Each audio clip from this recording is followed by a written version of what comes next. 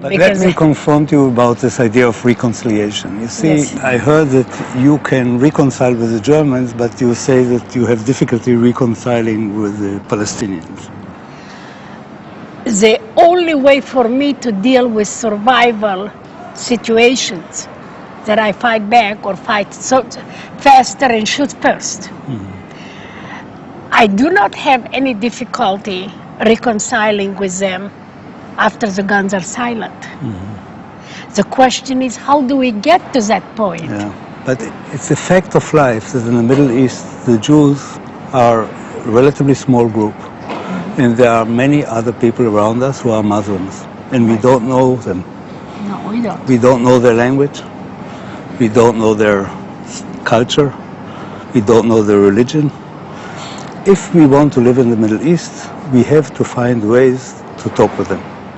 One of our projects this year was that we took a group of Israeli Jewish teachers and Palestinian teachers. That's good. And together we built a joint school textbook, and the teachers wrote two texts, an Israeli Jewish text and a Palestinian text, and started to take it into their classrooms. But we are going to Israel, hopefully. So you should meet some of my Palestinian friends, where you will see that it's not a black and white picture.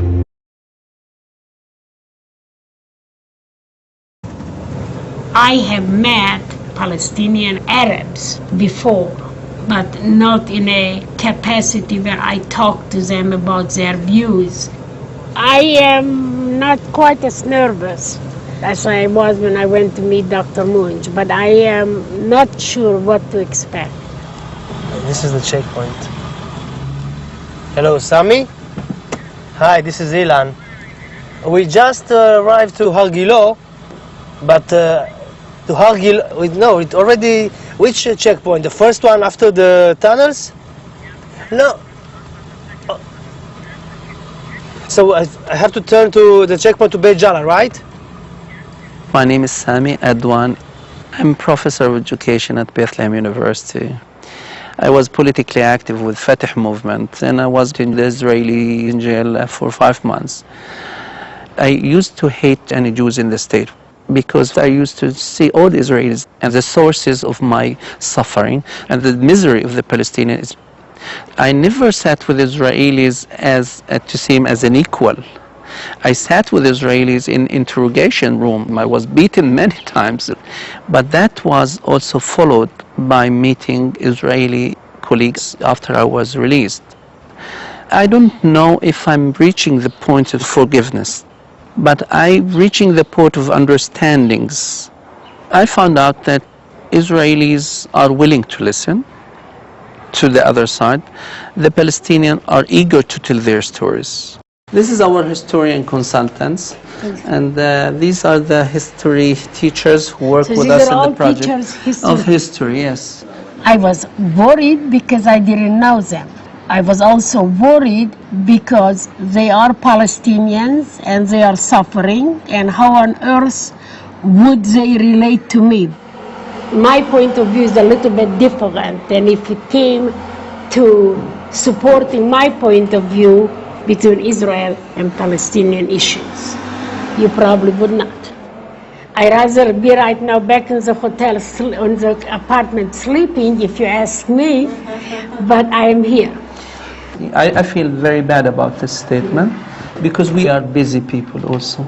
And to take the energy of 6-7 people coming from different directions, she came from Hebron, he came from Hebron, it took them at least 2.5 hours, passing 2-3 checkpoints, and you just experienced one to be here. اليهود تعرضوا لهولوكوست واجوا لفلسطين. حبذا لو انهم تعلموا من الهولوكوست اليهودي في اوروبا وما عملوش هذا الهولوكوست والنكبة للفلسطينيين. We faced destruction of our homes, اعتقالات إدارية, administrative detentions, استيلاء على الأراضي, confiscating lands, قتل بدون مع سبق الإصرار, pre-planned assassination or killing. What I got was an unbelievable barrage of your people did this to me. بعد وقف سيارة طب رش فيهم And بالطاق. after the car was stopped, he shot. 3 people were killed, him and the child and the cousin. I felt trapped. I was at their mercy, and that is a very uncomfortable feeling. So his voice, he raised his voice, and some other soldiers came to him and he told him, I cannot bear this situation any longer. And there were times when the thought ran through my mind, here I am in Palestinian territory with Palestinian people, and what if they kidnap me? I hesitated to even tell the story, but I have to because of all frustrations that we go through every day. I don't have any comment on that. I feel very sorry that he suffered, but I don't want to hear 8, 9 stories of how much suffering they have done. I think that is unfair. I don't think it has anything to do with the books you are trying to discuss, and I didn't want to hear his story. I know his story. I know everybody's story. That doesn't get us anywhere. Unless you are willing to hear my story, unless I'm willing to hear your story, there will be no meeting point. I don't see... I listen, and I would like to listen to your story 10 times, and I will not be bored even. Tell me that story and we'll stay and listen to it. I myself, I don't like to continue seeing myself as a victim. I need this chance to grow from my situation, to feel free like you are free now, and he's free and she's free. I grew up with the same version of history that you did. And when I grew up and the state was born, it was to save our lives as a people, because we were going to die. And the recovery of the war and in having this land and building this land and the ideals of building the land, and what a wonderful, wonderful place we were going to build. I think that for many, many years, and because we were fighting at the beginning, we were fighting for our existence as a state, we did not see any other people except enemies. Arabs are enemies. They want to kill us.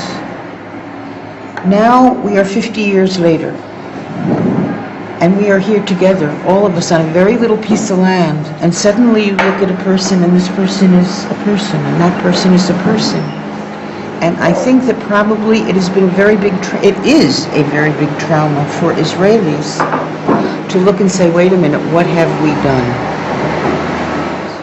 Linda, I want to make sure these 2 fellows will reach their home safely. Am I taking them home? Yes. Because they cannot go home. Was there an incident today? Was there some killing today? I didn't hear the news. Apache airplane, they killed 3 people and injured 17. So that's tense. So there's a tense... I don't know how close. To go to Tarkumia, I can take you to the checkpoint at Tarkumia, but I don't know if that's going to do any good.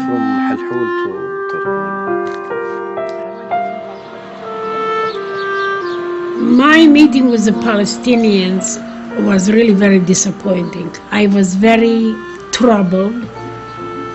I feel that the idea of forgiveness cannot really happen while people are fighting for their lives. Yes, I understand that they don't know what else to do besides getting angry. The problem was that is not a very comfortable position for me to be in. I could not cope with it.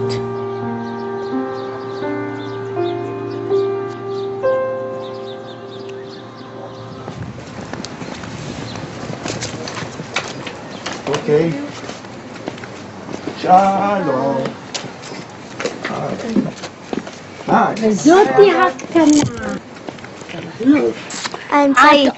את אור. Kuti, how do you feel about the situation? You are so close to the Gaza Strip here. Yes. Do you think it's going to be someday I hope. peace? Do you think that too? Do you know anything about politics? A little bit from my parents and from the news. I think that we're coming closer to the peace now, this time. I had a woman from Palestine that worked in my house of cleaning. Really? Yeah. She was a widow, with 9 children.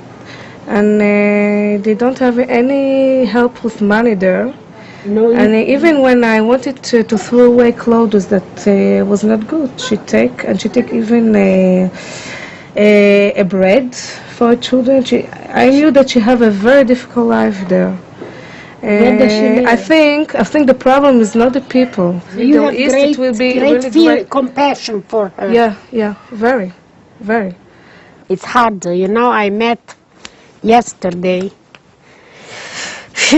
it was 6 Palestinian Arabs, and it was very, very hard. They are very, very, they are hurting, they are angry, and it was more than I could deal with.